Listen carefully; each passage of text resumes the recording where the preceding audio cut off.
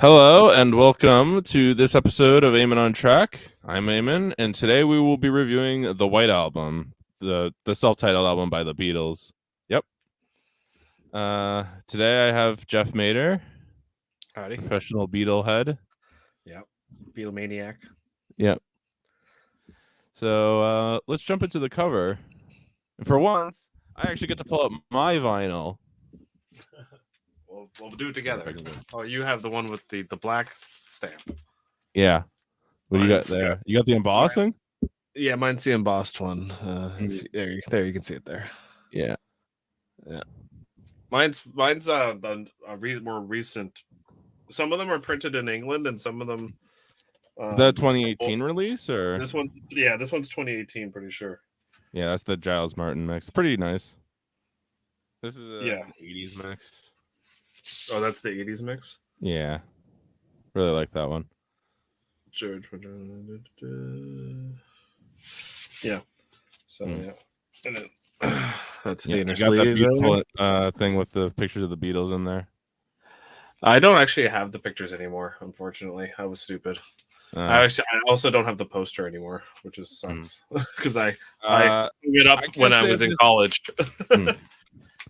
This version never came with it because I got it secondhand. But another thing we could talk about, I guess, is that this album was stamped with numbers.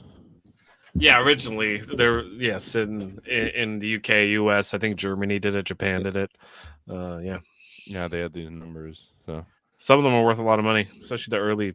I'm sure because some the first four belonged to the Beatles. So yeah, I think Ringo's number 4 sold for like $2 million or something. Yeah. Anyways, let's get into the tracks. Got Back in the U.S.S.R. first. So I really like this song. Reading up on it, it's like basically almost a parody song of Back in the USA by why is his name slipping me? Well, actually, it was originally written as Back in the UK. Oh. But yes, and then he was like, "Oh, back in the U.S.S.R." It was kind of it's a play on words again. So you're right. But yeah, it is interesting that the enemy at the time was the U.S.S.R. Yeah, and it's kind of a fun. It's always very funny to me that this like very this song called Back in the U.S.S.R. is like very plainly surf rock. This very American genre.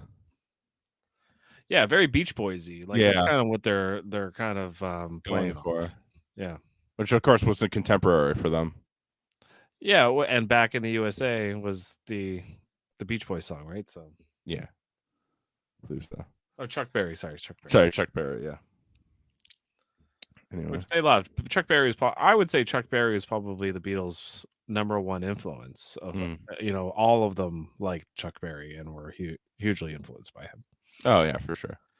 But it's a great way to start the album, don't you think? So, like too. it's a fun, it's a fast song, it's a rocker. There's a lot of ballads on this album, so there's a lot of ballads on this album. Yeah. So it's a good we'll get into some of, I'm sure, some songs we also don't like as much here, but I don't know. I just think that this, like, your beginning of your album should get me in the mood to listen to it. Well, I think Back in the U.S.S.R. definitely does that. I think so too. Yeah. There's only a few rockers on this album. Yeah. And this is one of them. Yeah. And it's needed. It's a really needed song, especially like there's not a lot of like heavy electric guitar songs. There's like Helter Skelter, Revolution 1, Your Blues, Revolution 1, and that's about it. And While My Guitar Gently Weeps, and that's about it. So I'm glad that it's the first song. Mm-hmm. Anyways, move on to Dear Prudence, which I've always felt like these two songs like are very like a 1-2 punch on this album. Yeah, definitely. And but in a lot of ways very opposite. One's like a plucking acoustic Dear Prudence. It's very like surreal. And Back in the U.S.S.R. is more like in your face, political. So There's they definitely work together mm, because they're like opposites. mhm. Yeah, very much so. And I've just always really liked this song. Me too. Named my daughter after this Yeah, song. So named your daughter out, and you got a tattoo of that. So like, yeah, yeah, there we go. so yeah, I'm sure you Yeah. hate this song. No, it's you know what? It's probably my favorite Beatles song. You I know, can see that. if someone asked me what's your favorite Beatles song, I would probably pick this one. It's So a good pick. yeah, I think one of my favorite Beatles songs, maybe my favorite Beatles song, is also on this album. We'll get mhm, to that when I get to that. okay. But Dear Prudence, just quickly to talk about this song is that you know it's so well done. I feel like I can. It's short. It's only it's actually 3 minutes 56 seconds. It's a long song actually, but it feels short. It feels And short. I always love listening to it because I don't feel like it's 4 minutes. Yeah. You know, That's uh, actually something I can say very much about this album. You know, we talked about The Last Waltz. Was that last week, I think? yep. I very much feel like that album didn't flow nearly as well for me. There were a lot of times when I was like, can we just get on with this song? Can this be Yes. like half the length? I never really felt that with the White Album. The White Album, there's only a few songs where when I listen to this album in succession where I go skip. Yeah. And there's only like maybe 3 or 4 of them. And I'll tell you which ones those are when we Yeah. get to them. But yes. And pretty much. And yeah, no, this is just an amazing song. And then we also get we go on to Glass Onion. Now I really like this song because it very much, you know, John even mentions it, but it almost feels like a sequel to I Am the Walrus in a sense. Yeah, it's kind of an answer to I Am the Walrus. I love Glass Onion. It's one of my favorite songs on the first side of the disc one, side one of the White Album. Mm-hmm. I other than a Wild Honey Well, Pie, Honey Pie, yeah, no, I it's a don't pretty think amazing. No. they're all amazing songs. They Yeah, really they're all pretty amazing. I don't know why they put Wild Honey Pie on that We'll side. Like talk if you're about that gonna in a second. bury it, I don't like that track. I don't understand why it got on the album. Considering they had other songs that ended up going on later albums that they could have used. Um, but anyway, uh as for Glass Onion, it's one of my favorite songs because I love all the clues and all the Paul is dead, like kind of different mythology that goes into that song, and it's just a fun listen to every single time. Oh, you still there? Oh, you're kind of frozen. Oh, well, Eamon's frozen, but like if we want to talk a little bit about Glass Onion here for a second, um what's so great, it's such a self-referential song. The way John starts it off with, I told you about strawberry fields. He goes, the place where nothing is real. There's some great stuff on Glass Onion that I just love listening to. I could listen to it like 10 times in a row. That's how much I like this track. The White Album gives you a lot of that where you're like, I want to hear that again. I want to hear that again. And for me, Glass Onion is one of those songs because it's so, the beat, it moves, it's fun, it's got great lyrics, and you get to think about like about 10 different songs that they've already written, and you can go, oh, that's a great. I don't think a band has done a song like this since since John Lennon did this one, because it's so cool that it's self-referential and it's on the White Album. So yeah, it's great. Anyone who doesn't like this song, I'll never understand. Hopefully Eamon can make it back in here. But we can move on to the next song, which is Obla Di Obla Da, track 4. Now, with Obla Di Obla Da, you have a track here that's basically a McCartney short story.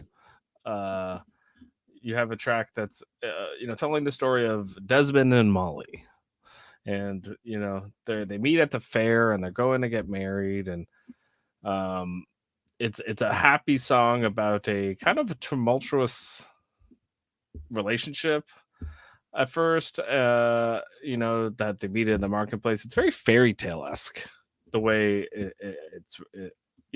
which is kind of interesting because the way it was originally written was he wanted to do it. Paul wanted to do it as a slow song.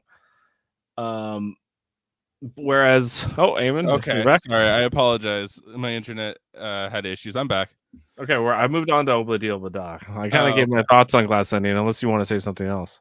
No, I think it's a pretty amazing song. Yeah, I love it. I could listen to it over and over and over. Yeah, for sure. That's how much I like it. I don't think a band has done something like that, even Yeah. really since, where it's like that self-referential, and you put that much different other tracks that you put in, into one track. But anyway, Obla Di Obla Da. I feel like a lot of people really hate this song, and I don't entirely get it. It's just a fun little song about a couple. It doesn't need to be more than that. Yeah, well, the Beatles, really hated it because Paul forced them to play it over and over and over and over and over, much like Maxwell Silverhammer on Abbey Road. It was which there's a song that's coming up on side 3 or 4 with Savvy Truffle, where George Harrison has a line where it's like, we all know obla di blah da. Yeah, right? Because they all sang it, like they had to learn it over and over, and Paul couldn't get it right. Paul wanted to make this song a slow song, which I'm so glad he did. Like John, he didn't. Yeah, that John was able to convince him to do it as a fast piano song, because it's so much better that way. It's so much better that way, and it is a good. It's a fun type ballad. I was saying it's very much like a fairy tale story, short story. Yeah, a little bit. Yeah. I really like the instrumentation on this album. I will say, I think that Ringo's drumming, to me specifically on this album, is particularly amazing. Yeah, it's again, I don't think I'm just reading a little bit about here, but apparently McCartney wanted to make this kind of like more of a reggae song. And because in India there was this reggae guy that said this line to him, like obla di obla da, man, life goes on, life, and that's kind of the inspiration for the song. And he says that in an anthology, but I think that's why he wanted to make it like a slower, kind of like almost like Bob Marley before Bob Marley type song. Interesting. But eventually you can't do what you can't do. Yeah. you gotta change it. You got to make it work, for who you are and how you are going to play it and what's best for the song, But so, and that's how they put it together. And apparently this was the song that they would play to Prudence Farrow to try to lure her out of her room and kind of inspire Dear Prudence. So it's good that they both show up here on side 1. Yeah, I think so. I think that they both, because that's what Dear Prudence is about. It's about Prudence Farrow. And it's very also anti Maharishi Mahesh. So, but we'll get into that later too. Well, yeah, Sexy Sadie is all about that. A song you'll never hear anybody complain about not being like, if this song was not on this album, I think everybody would be merciful. 52 seconds of nonsense doesn't need to be on the seconds album. Of some basically people, I'm sure, like it. Just like just like this out of tune jamming thing. I don't even know how to describe. I almost think it's like a jab at like the regular Honey Pie, which comes on song side 4 or something like that. But I think they're both Paul songs. Yeah, they are. So I don't even know. I just don't think they needed to put this song on the album. This is the only one. I'm not a hater on Revolution Number 9. This is the only song I would definitely take off the album. Yeah, same. Because I just don't think it needs to be there. No, But anyway, there's not much more to say about this song other than I don't like it. I can at least say that it's mercifully less than a minute long, but that's the only consolation this is getting. Yeah, like the only thing that's kind of good about it is the end part of it, where he kind of goes, "I love you, honey pie," and then it goes into the next song, which we'll get to, but which is the continuing story of Bungalow Bill, right? and he goes, "Hey, up," and then and it's just, "Hey, Bungalow Bill," right? Yeah, It's so I flows like the well. trend. That's for I sure. like that transition, Yeah, and I think it's the only reason it's on the album is for the pretty much. transition to Bungalow Bill, Mm, which is a great song. But mm. Wild Honey Pie is just not for me. I don't No, like it's it. garbage. Yeah, it's I don't like. I've never liked it. I've never Every liked time, it. every time Yeah, it comes on, I just skip it. yeah. Because it's not for me. It's not necessary. But Mhm. anyway, Let's talk about the continuing story of Bungalow Bill. Uh, this is a very, I know we talked about back in the USSR being a political song, but I think that this song is much more, maybe not political, but it very much has a message about hunting. yeah, yeah. It's I think it's supposed to make you think about kind of hunting and killing basically. Exactly. Yeah, Uh, much like Happiness is a Warm Gun. yeah, yeah, it's true. Uh, Um, but I've always very much liked how this song has a like a couple of like kids singing in it. I think that yes.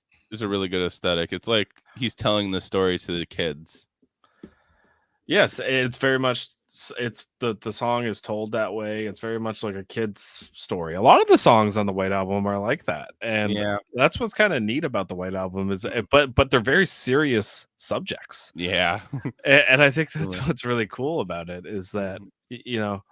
it's Let's look around at this. There's hunting, there's communism, there's a man searching for his wife after he gets stolen by her like lover or something, and then gets killed, or not killed but shot. Yeah, which is Rocky Raccoon. yeah, Anyways, yeah. Um, right. There's a lot of those, like, they're almost fables. A lot of these songs, yeah, and that's I really like about the White Album is that they're all little short stories mm, for the most part, almost every song, mm. and so you're just kind of jumping back and forth between a little poem or a little short story, Yeah, and it it's has a nice. narrative. I very much liked, yeah, and I just like kind of all the ideas on this album personally. Yeah, and it's if it to me, like, everyone goes, "Oh, Sergeant Pepper feels so complete and it's Mm. such a monumental piece." I feel that way about the White Album more. I feel that way about the White Album too. Yeah. White Album is my favorite Beatles album. Yeah, me too. For me too. If I had to Yeah, pick one, I would because you get the double album. It's really the only double album they have. And yeah. it's like you can kind of make Rubber Soul Revolver a double album, but they are two different albums. They're two different albums though. Yeah, exactly. But if they were, they could be a double album, you know what I Right. mean? And so could Sergeant Pepper and Magical Mystery Tour. Like, they're kind of, to Yeah. me, joined together as well, and so is Abbey Road and Let It Be. Like, Yeah. you can join those albums together. Right. But the White But Album is a White complete Album is their piece. only proper double album. Yeah. Continuing story of Bungalow Bill. It's fun, and Yeah. it's the first song that the Beatles have on an album that I think really has Yoko Ono as a prominent piece, which is very appropriate for the time Mm. because this is basically when Yoko entered the picture. Yep. So so When Yoko entered the studio. yeah, it sat on an amp. Yeah. Yeah. Okay. All Mhm. right. You want to move on to the next one? Yeah. So let's move to While My Guitar Gently Weeps, which is, I'm sure, is the song everybody thinks of here. It's widely considered the Beatles' best song. It's pretty much, by all accounts, a masterpiece. It's the first Hera song too on the album. Mhm. Uh, Which I wanted to talk about because I have always thought that Harrison has wrote the best Beatles songs. that I mean, that's definitely there's an argument to be made.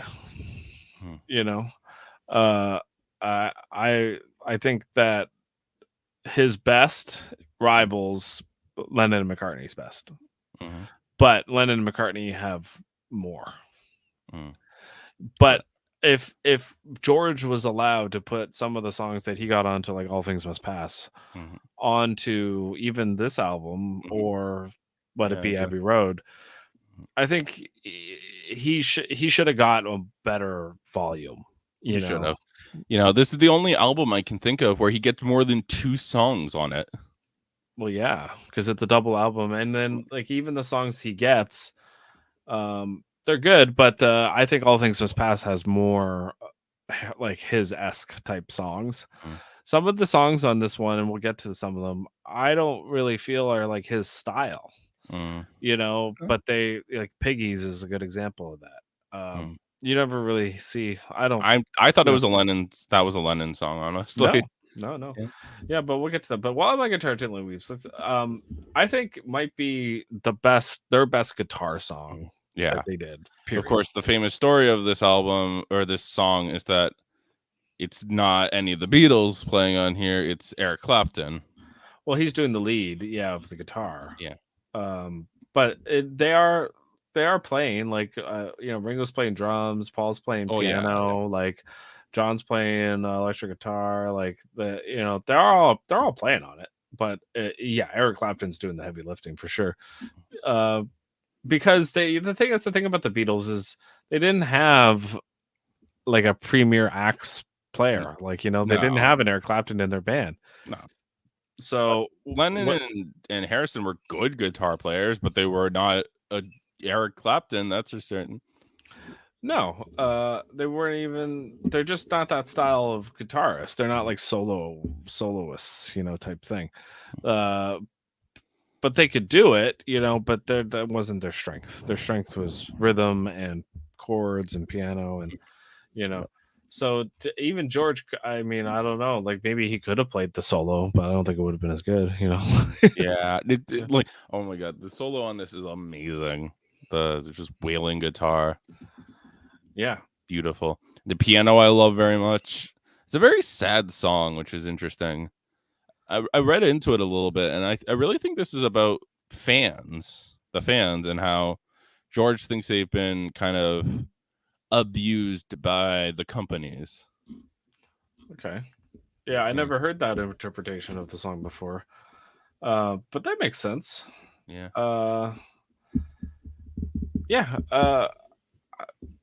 I think a lot of the songs that they wrote were kind of sometimes talking about, they often say they were talking about the situation that they were in, which was the Beatlemania and all the fame and all that stuff. So I do feel like that's a big part of where the song comes from. Yeah, which would obviously connect to that. Yeah. Oh, that's very accurate, I think. Okay. I mean, it might be the best song. I think most people would say it's the best song on the album. So yeah, no, I think that's fair. The Beatles, they were so popular that they could have shot someone and still be popular. You're probably it's that's a good segue to the next. Yeah, it's a good segue. Yeah. Anyways, Happiness is a Warren Gun. I have always loved this song. I've always loved how almost off kilter it is. Yeah, well, I've always thought it was about drugs. Apparently, it's not. Yeah. Okay. I think it's my personal opinion. It's about heroin. Yeah. But yes, John always refuted that. Yeah. But he was doing heroin at the time. Yeah, he was doing. So it's hard to not think that that's what it's about. Yeah, no, it's really not. This is a song kind of in like a couple of acts almost. Yeah, and the way he changes between like the minor key to the major at the end, it's like a release. Like I mean, that's why to me it's very much about heroin, because it's like this like built up angst, like withdrawal for like the first half of the song, and then it bursts into like a release. And so like that's, and I think it's Lennon's best song on the album, actually. Oh, that's interesting. Yeah, I think there's a good argument for that. Just a fun album, just a fun song, and very well made.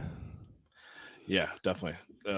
This ends side 1, by the way, and I feel like this might be the best side of the album. Might be the best side of any album they did.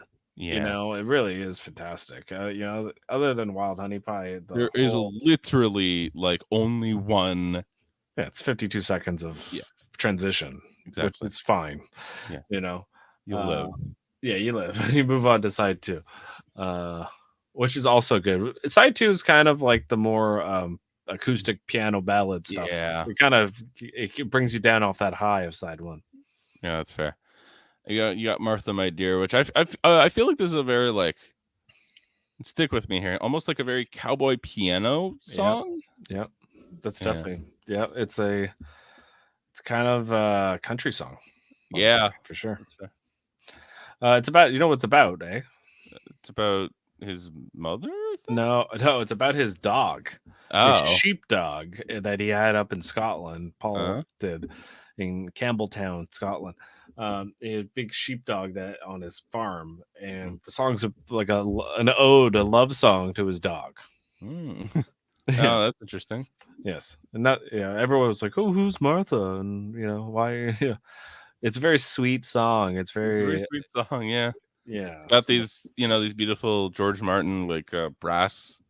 yes. Yeah, That's the thing about like a lot of the Paul songs is I feel like he had that advantage of being closest to George Martin. George So a lot Martin. of these songs got the George Martin treatment Mm, where a lot of George's songs didn't. And mm, even John's songs did get them, but not in the same way. You right. know, like a lot of Paul's songs feel like a film score, and Martha My Dear is kind of one of those Yeah, I moments. can definitely see that. Yeah. It's just a great song. Let's move on to Which I'm is I'm so tired. Yeah. yeah. I so I like this song. I know that's getting repetitive maybe at this point. I really do think that like this is just a song about being like in withdrawal. Very similar to Happiness is a Warm Gun, but a different type to Happiness is a Warm Gun.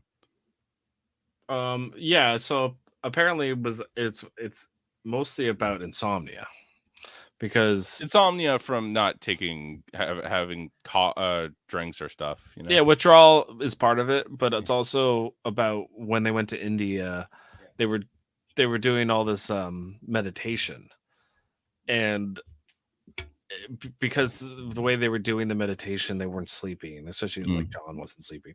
So right. he was up all the time and then he was so like out of it tired Mm, that's kind of where the song came from. mm. Yeah, that makes sense.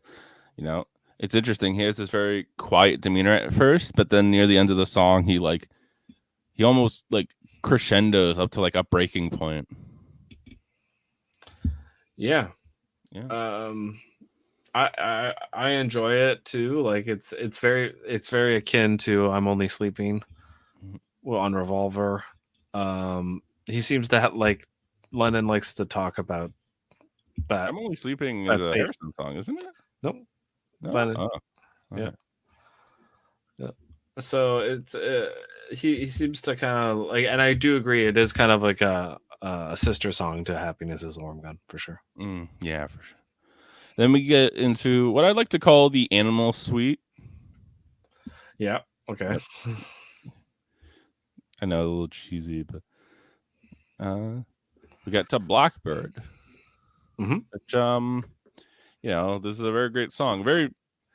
This song is or this album in particular is very political. I feel Yeah. like compared to every other I album by mean them. 1968 was a political year. You Mhm. know, like Martin Luther King was assassinated, Bobby Kennedy was assassinated. You know, like there was a lot going on in Yeah. 1968, and that's the year So, this came out. So I and, can you see, got John Lennon in your band, a very political person. So yeah, but this is McCartney's song, this which is is a McCartney song, yeah. But this is about the Little Rock Nine, the 9 black kids who broke segregation in schools, yeah, and very much inspired by them. yeah, Um, yeah. It was always Paul always thought it was like he imagined a black woman, mm, and that was who the song was for. mm, I was listening to one of his interviews actually. I think it was yesterday, about this song, and he was saying that he was very happy that a song like this was received in that way and the way he intended, because it meant a lot to him that the Beatles music was had a positive influence, Yeah, I and wasn't agree. there wasn't a lot of you know hate your parents and stick it to the man. Yeah, It was more inspirational. So yeah. this song definitely does that, and nobody doesn't like the song. I saw him play it live in concert, and everyone loves this song. Oh yeah, no, it's a great little acoustic ballad. I've always really liked. Everybody says that metronome. I'm pretty sure it's just his feet tapping. Or he's tapping the guitar. I don't. Yeah, it's one or the other. Yeah, but it keeps amazing time. This is a type of song that doesn't need drums. It shouldn't really have drums. No, it's got enough rhythm in the guitar. Yeah, That, exactly. yeah, you don't really need it. It's beautifully minimalistic, and it just sounds amazing. You're right. It is him tapping his foot. Yeah. Yeah, I thought it was tapping the guitar, but yeah, that makes sense. Yeah, because there's video of him playing it in Anthology, and he's like tapping his feet while he's playing it for show. Yeah, Makes sense. actually, and he has a good story about how they wrote this song. Is that when they were kids, him and George used to like practice this like thing from Bach, Mm. and then he just slightly altered it, and that's how Blackbird, like the chords came to him to Huh. do Blackbird. But it was basically a Bach piece Interesting. that he just altered a little bit. It's crazy how you change something only a little bit, and it's a rock song, man. Yeah, for sure. Anyways, we move on to Piggies, which, as I mentioned earlier, I think is kind of about communism. Yeah, it's like very much like Animal Farm. Like it's like a lot like Pink Floyd Animals. The song Pigs. It's got the same kind of context. It's about rich people. It's about. I feel like it's about capitalism more than it's about communism. But that's fair. What do I know? I guess it makes sense because this is another George song. Yep. He wrote Taxman too, so seems very anti-capitalism. Yeah, it's about like people that consume and don't think and don't think about the world they're living in and what it means and appreciate what they have and any of those things, pretty much. Yeah. It's a nice song. It's got, I think, a harpsichord in there. Yeah, I think you're right. Who's playing the harpsichord on this? It's a guy named Chris Thomas. Who played with Pink Floyd and Elton John and The Who, and He's been a session musician. Yeah. Oh yeah. Well, that's the thing about the White Album. It's littered with session musicians that play all over it. Yeah, for sure. They all played on it. All four Beatles played on this, which is interesting. Although Lennon just did vocals. Yeah. Interesting. Yeah. But yeah, it's I very much like this song. The only thing that's always bothered me is how like they kept in the line of George saying one more take. Like before the next song starts. Yeah. I actually kind of like that, but I would too if it didn't kind of interfere with the after part where it makes the part afterwards with the string thing and the pigs oinking it feels very unnatural because of it, I think. Yeah, okay, well, that's a fair criticism. Yeah, it is a weird song too before Rocky Raccoon. I feel like that wasn't the right placement. Yeah, I think Piggy should come after Rocky Raccoon almost. Or they should have done Piggies, then Don't Pass Me By, then Rocky Raccoon. But they mixed it up. I don't know why they did that, but maybe just to break up the McCartney Lennon, because there's a lot of McCartney onto the White Album. That's the thing. There is. There's a good bit of John too. Expected. Okay, Rocky Raccoon. Yep, and deep somewhere in the mountains, there's a man named Rocky Raccoon. Do you know this song gets ranked like down a lot? Like a lot of people really like it. Yeah, like which I find very strange.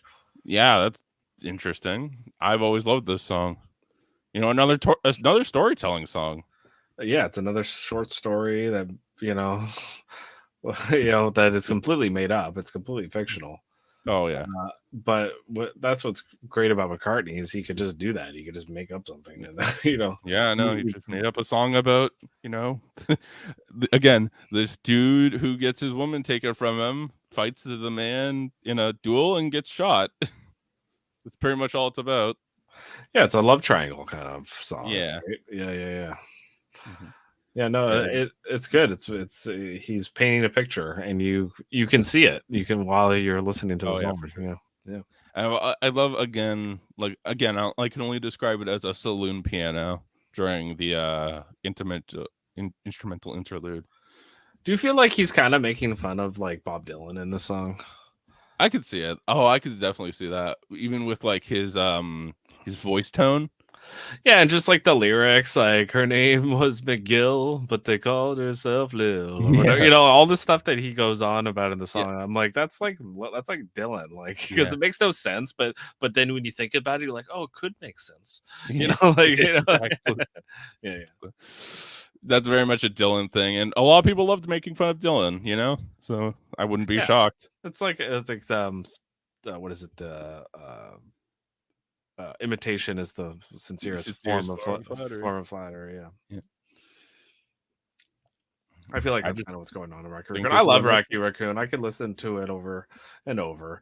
It's a great little story. It's I love the saloon style. That's what the one thing that's great about the Beatles is that song to song to song, the styles are never the same. They're never the same. Yeah. Like, yeah, pretty much. That's all. That's it. Yep. And I feel that's the strongest on the White Album too. Every song kind of changes genre at least a little bit. Yeah. Like each side kind of has like it's kind of this is more the rock side or this is the country side, but yeah, definitely for sure it always changes and it's great. We got "Don't Pass Me By." Our only Ringo song on the album. No, actually, "Good Night" was also a Ringo song, but he didn't write it. But yeah, so this is the only song that Ringo I think ever wrote for the Beatles. No, he wrote "Octopus's Garden." Oh, that's true. Okay. He wrote this one. Oh, he wrote "Yellow Submarine" too. I guess, no, he didn't. Yeah. No, that's Lennon McCartney. This he's only written. I think it's only two. This one and "Octopus's Garden." Okay. Yeah, I think that's it. Which I really like. "Don't Pass Me By." It's really I really like this song. Again, a very country song almost. Yeah, it's definitely a country rock type thing. Yeah. No, there's not much to say about it. Like, it's definitely not a lyrically strong song, I'll say that, but it just sounds really nice. Yeah, I guess he'd had this one in the kind of hop in the hopper a little bit for like since 1964 because it was like 64, huh? Well, like he didn't have the whole song written, but the idea of the song was during like a BBC thing in 1964 when Paul McCartney was doing I Love Her. Starr was asked if he had written a song, and Paul McCartney mocked him soon after, singing the first line, saying, "Don't pass me by, don't make me cry, don't make me blue, baby." And so that's how Ringo kind of wrote the song. I guess that's why Ringo didn't write very many songs. It took him 4 years to write a whole song. Well, he needed Paul to make fun of him to get the motivation. Yeah, that's fair.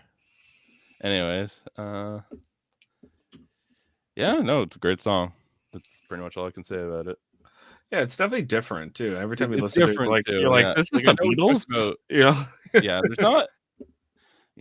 I know we talked about a lot of country songs on here, but this is a very different kind of country song. It's like a swing thing. Yeah, it's very like it's probably the most country song going on the album a little bit. Maybe that and Rocky Raccoon. But it's got a cool. I never like want to skip it. I'm not anti the song. A lot of people don't like it though. That's interesting. Anyways, we have "Why Don't We Do It in the Road." Not my favorite song. I agree, but I don't know. I have fun with this. I think that this song is mainly carried by Paul's vocal performance, which I think is amazing. I feel like it was like a half a song and they never finished it and they just threw it on the album. Because it's only like a minute long, I think. It doesn't go anywhere. You know, like Yeah, it's just that's fair too. yeah. I The don't really. only lines are, "Why don't we do in the road?" and "Why no one will be watching us." Yeah, this is one of the songs that they could have replaced it for something else, in my That's opinion. fair. You know, I'm not. I just think it. I don't think it was worthy of the album. Mm. But Yeah, that's fair. I'm not. I'm not against it. I just think they could have probably given Harrison another song, Mm. rather than this one. There was this. I know there is a song that it's very well known that Harrison never got on the album. So Which one? I don't remember the name of it, but I remember people it was talked about. I'm sure it's on the Asher sessions or something. Yeah, sure demos. Yeah, I'm sure it is. Yeah. Yeah. Yeah. No, I can agree that this song isn't the best. And then we have "I Will." Now, funny thing about this song is that it's one of the most listened to songs on Spotify. Really? For the yes. I don't can barely understand even. it. I barely remember it even right now. It's like, who knows how long I Oh, that loved song. Yeah. you. Yeah. It's I'm not a It's big all fan. right. I feel like it's kind of plodding. Both these songs, I'm not. I don't. Maybe it's their placement on the album too, but I'm just not the biggest fan of them where they sit. Because Mm. you already have Blackbird, Martha My Dear, and Rocky Raccoon on this side of this album. Do we need And we another have these Paul? other two slower songs. Well, do we need 4 Paul ballads on this side of the album? It's just kind of Yeah, ridiculous, you that's know. fair. To me, it's just like, well, it wasn't as good as those other 3. So That's fair. why is I it, can agree with that. so that's kind of, I think they would have done better to put a Lennon ballad, but they do right after this Yeah. is with Julia. So I Julia. think they should have put another Harrison song Yeah. in this 7 or 8 spot instead of one of What these. we're saying is that "Why Don't We Do in the Road" and "I Will" should have been taken out for a Harrison song or something. I think so. Yeah. Yeah. I think, or just moved into a different spot on the album. But that's neither here nor there. But "I Will's" a good song. It's just, It's a good song, and that's about it. yeah. Okay, Julia. I do really like this song. Yeah. Julia feels like it should have been on Lennon's first solo album, Plastic Ono Band. Like that's kind of, it's like that personal song about his mom that is it feels like, to me, it's like almost a part of that album. I know it's not, but it almost belongs on that album. Yeah, that's fair. I like it. It's good. It's Yeah, very it's a good slow song. though. It's very slow. This is, as you said, it's the ballad side of the album. And it's interesting how he kind of does some self-reflection on the song. Half of what I say is meaningless. Stuff like that. But I Julia's say it just to reach you, Julia, because his mom had died. Yeah, his mom had died a long time ago. In I think 1959. Yeah. Right when they were just about to, 1958, just about when they were about to start becoming the Beatles. Right. There's a good movie. You've ever seen? It's called Nowhere Boy. I think I've heard of that. Yeah. Well, they depict like her death in that movie and when Paul first met John, and you should watch it. It's good. It's a good little movie. Yeah, I'm sure. Interesting. But it kind of depicts the whole story of like where this song comes from and what it's about, and I guess it had been 10 years since she died, so maybe that was probably a part of why you wrote it at that time. Yeah, that could be it. And I think this is a good ending song. It's just very personal. I really like it. Yeah, he said, I lost her twice. Once because she gave him up and gave him to his Aunt Mimi, who really raised John. Right. And then she came back into his life like when he was like 17, and then she dies like a year later. Yeah. So. Yeah. We start side 3 with "Birthday," and I'm not gonna lie, this is not a song I'm really particularly fond of. Yeah, I mean, I like it, but at the same time, it's not my favorite song at all on the album. Not even close. It's like a mid. It's mid. it's a lot of people dislike it because it's very repetitive. It is kind of annoying to listen to. Yeah. It's but it's kind of nice that they did a birthday song that um wasn't happy birthday to you. I always appreciated that. Yeah. That's fair. It's no, I can entirely agree. Yeah. That's about all I can say about it, though. I just don't think it's particularly interesting. Anyways, Yeah, it was oh made up. yeah, It's a made up on the spot song that they yeah, just. that's fair. Yeah. We got Your Blues. I really like this song. Very good parody of blues music. Yeah, it's very Muddy Waters Hmm. style. I think they were inspired a lot by Dylan and a lot of the music that was very becoming very popular at that time, like Cream, like Right. Eric Clapton's Cream and Hendrix. Hmm. And I feel like that this was them trying to keep up with them. Hmm. Um, and then yeah, no, I just think that I think it's almost like mocking in a fun way. They got in the morning want to die, in the evening want to die, which I Yeah. always thought is a hilarious line because it's like, If I ain't dead already, yeah, baby, you ain't seen nothing yet, or whatever. yeah, yeah. The melodrama, I love it. It's just so funny to me, and I think it's supposed to be. So I've always really liked this song. Yeah, no, it's good. I enjoyed the live performance he did at the Rock and Roll Circus, probably the most of it. When he did it with Keith Richards, Mitch Mitchell, he's got Clapton, Mm. that's kind of the Okay. best version for me. Okay. Good. Mother Nature's Son. Next. I actually really like this song. I think it's mainly held up by George Martin, though.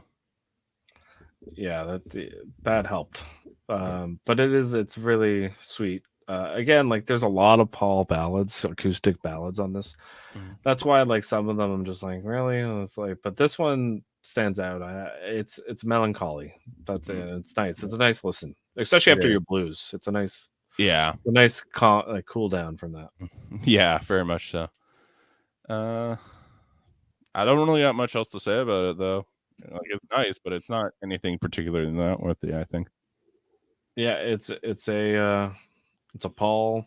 Could have been on a Paul Soul album. Mm. It's not really a Beatles song. No. It's Which very, I feel like is very much true for this album because I feel like they're kind of splitting apart at this point. yeah. You Well, really feel the that's definitely what. But there's certain songs they come together and they play together very well. But for sure. this side three is very much like solo songs. Like Yeah. you could see, like the first half of the album Other is than like more cohesive. Birthday and Helter Skelter, yeah, pretty much.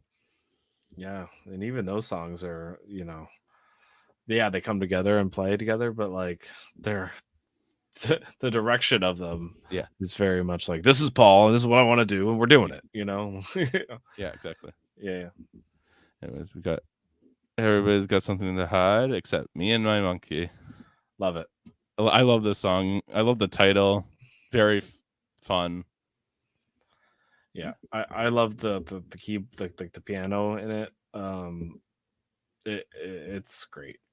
Mhm. It's Yeah, no, it's this is a fun. fun John song, I think. Kind of goes with Bungalow Bill to me. Like it's kind of in the same vein. All right. See, Paul McCartney believed that this song was about heroin, as the term Mm. monkey is often associated with the drug.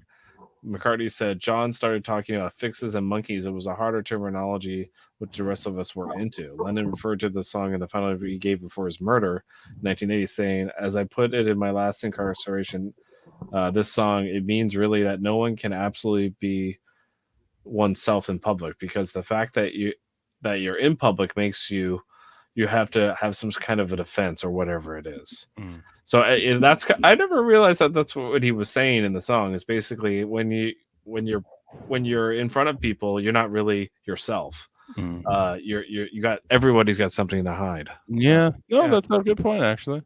Yeah, It's it's a very deep song for something that it just seems like a fun dumb A song. little fun song, yeah. We got Sexy Sadie. I always liked this song even as a kid. I love Sexy Sadie. Yeah.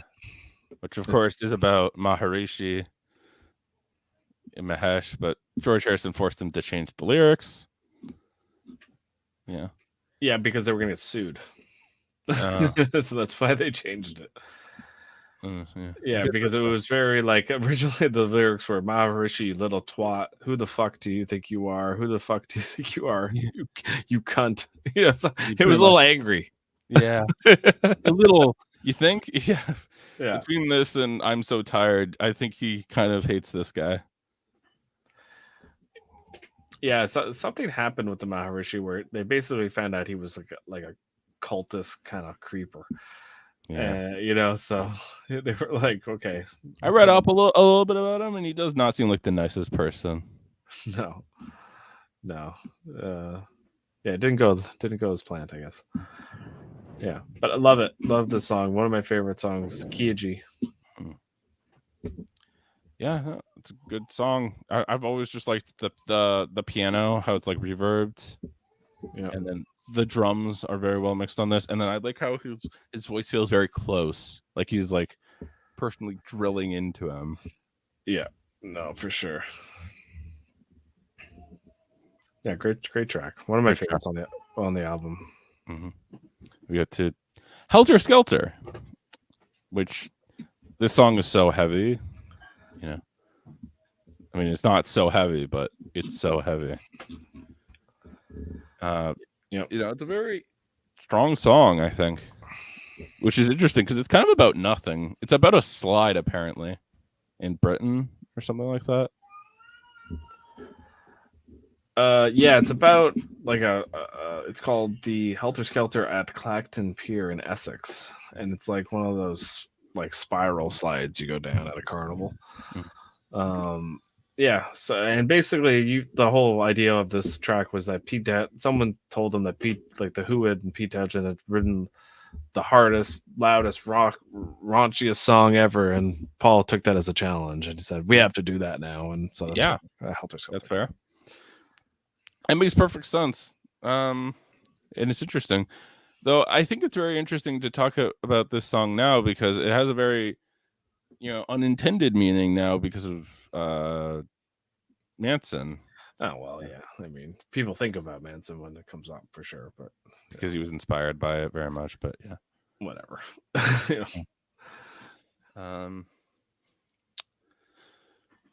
I just think this is a very it's weird how like it's not very distorted, but it still feels very heavy. Mm-hmm. Yeah, that was the intention. Yeah, I know, but like they didn't really have that kind of distortion yet, and I feel like that benefits it almost. Well, like they say it like influenced heavy metal and like bands like Metallica and that which I can see. Yeah. Mm-hmm. But now we get to I think what might be my favorite Beatles song ever. Actually, I really like long. A Harrison song. Yeah. I like it. I feel like this is the song you put on to go to sleep. Yeah.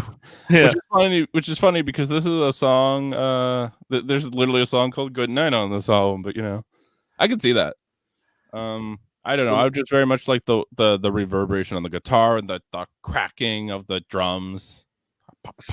So listen to this, and this is kind of interesting. I didn't know this, but it makes sense.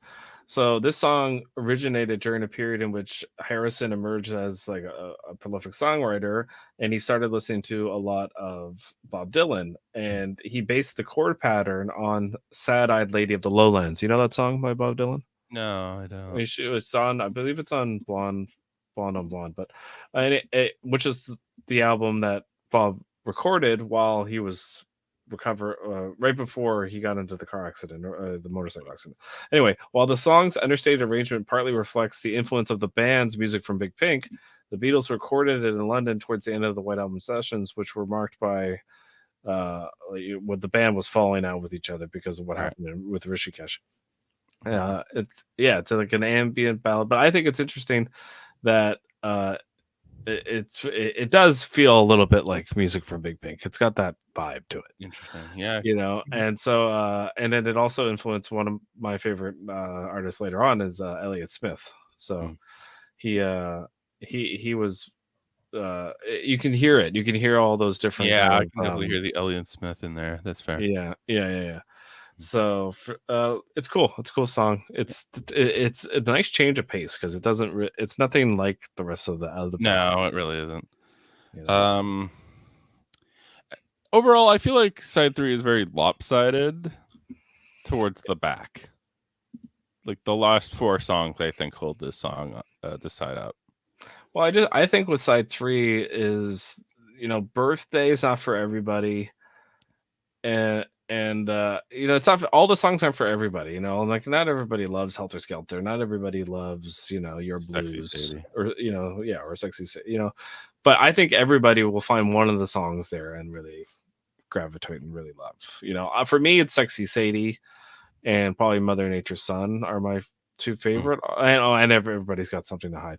Those 3 songs in a row I love listening to, and then the other ones are I have to be in the mood for them. That's fair. Yeah. Yeah. We go to Revolution 1. So I know that this isn't really fair because this is the first version of the song, but I've always preferred Revolution to Revolution 1. Well, I think most people do. I just think that it's just a little too slow, I think. Yeah. I think they could have used the Revolution, like the fast version here, because everything on this side 4 is kind of slow, and I think the lyrics benefit a lot more from the faster tone too.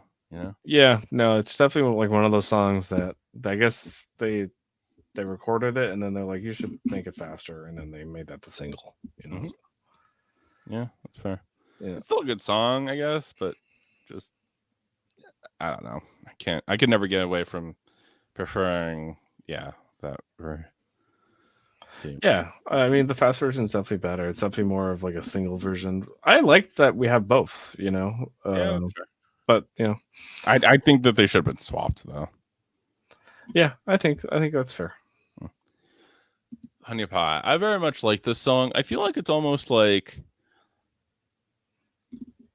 it's like a 1920s. Yeah, I was just thinking that, like a 1920s, 1930s song. Yeah. Yeah. For them, it was relatively, I guess, recent. Yeah, it would have been like the 80s for us. Yeah, exactly. It's not that long ago, really. Yeah. I mean, they weren't alive, but they definitely, their parents listened to that music. Yeah. Yeah. So they were probably around it a lot. Yeah. I don't know. I like this song. I love it. I love Honey Pie. It's a great song. I love the 1920s style swing time type stuff. I dig this one a lot. Better than Wild Honey Pie, for sure. Yeah. Got Savoy Truffle. Harrison song. Yeah. It's a good song. It's not really about much, but it's about sweets, I guess. But it's yeah. I don't even really know how to describe this one, but I like it. It's kind of like it's got like the horns. It's got like it's kind of it's kind of like a Motown song to me, almost. That's how I kind of hear it. But it's kind of jazzy. It's kind of again, it's different. Like that's the one thing about Harrison. He's very different to Lennon and McCartney. That's what I dig about it. That's why I wish he got a little bit more consideration. Because exactly. That's how I feel. It's because all of his songs I really like. Wish he got more. Yeah. I guess if you want that, you should go listen to All Things Must Pass. That's it. That's all. I would, All Things Must Pass is kind of like his crown jewel. So, yeah, and a lot of those songs on All Things Must Pass were songs like for the White Album that were passed up, and for Let It Be and Abbey Road. Yeah. So. Yeah. Cry, baby, cry. A lot of people don't like this song, but I like it. I love it. I think it's okay. Lennon didn't like it. He said he wasn't happy with it. That's interesting. Yeah. It's all right. It also has a hidden song at the end, so which is kind of cool. I guess, yeah. Can You Take Me Back? Right? Yeah, that's true. Which is interesting. That's a McCartney thing, I think. Yeah. But it's interesting because it kind of prepares you for Revolution 9. Right.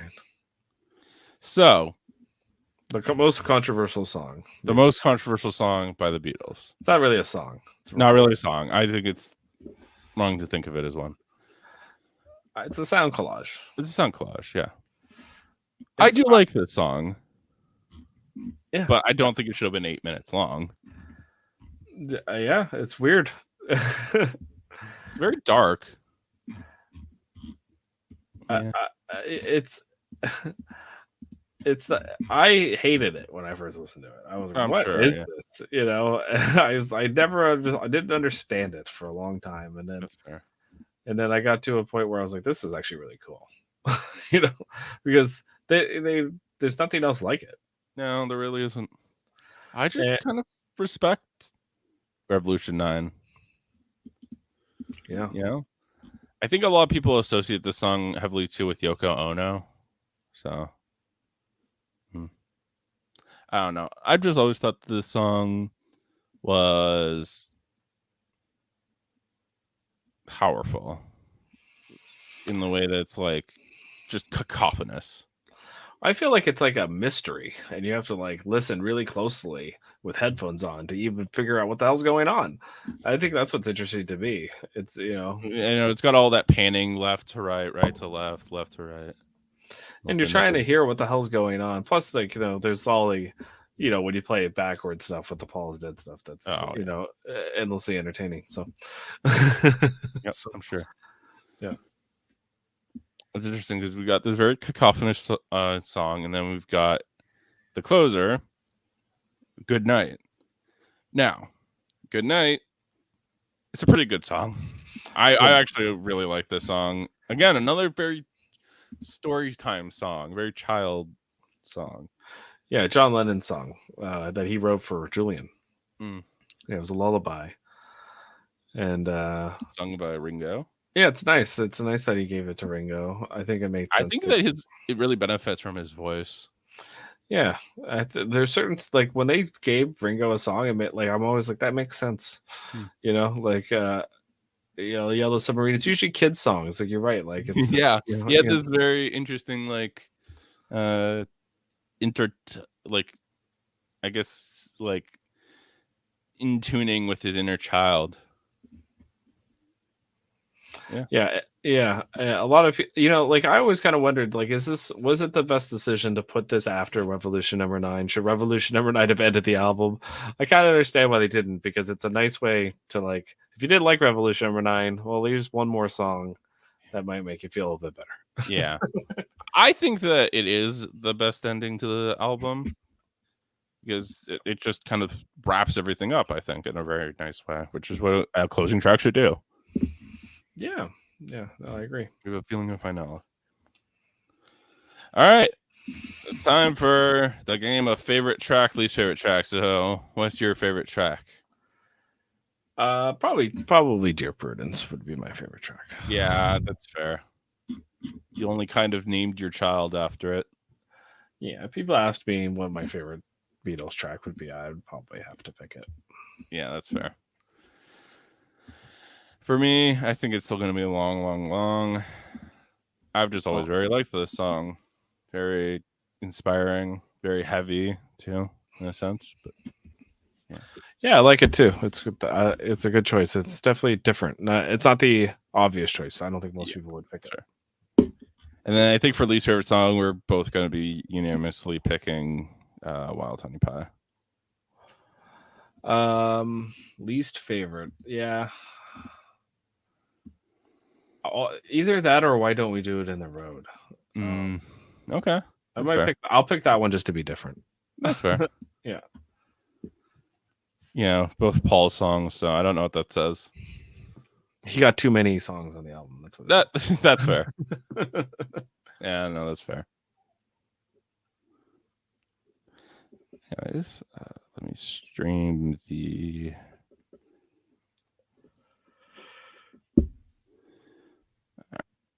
All right. Oh, it's time for ratings. Okay. So for music, I think that I'm going to give it a solid 8. It's good, but there are definitely some rougher songs on it.